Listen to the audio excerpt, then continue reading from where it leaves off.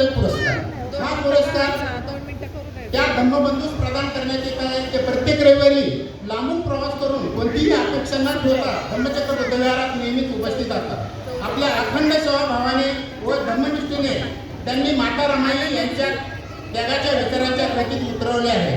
टाळ्यांच्या गजरात मी सुजय चौधरी यांना आमंत्रित करतो. लांबून म्हणजे सोमटणा फाट्यावरून प्रत्येक ते रविवारी येत असतात. सुजय चौधरी. सुजय चौधरी फॅमिली सुद्धा यायचे.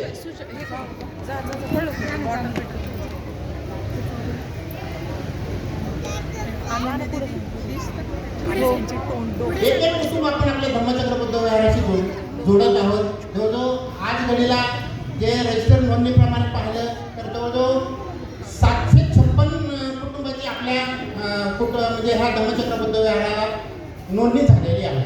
तर असेच एक म्हणजे गेल्या वर्षीच म्हणजे जॉईन झालेले आहे. परंतु प्रत्येक रविवारी बघा इतक्या लांबून येणं म्हणजे शक्य नाही. कुठेही त्यांना जवळ विहार असतात तिथे गेले असते. परंतु आपल्या सोमाटणे फाट्यावरून ते येऊन आपल्या या धम्मचक्र बुद्धविहाराचा धम्माचा विचार धम्मज्ञान प्राप्त करून तर कुटुंबावर त्या लहान मुलावर संस्कार घडवत आहे.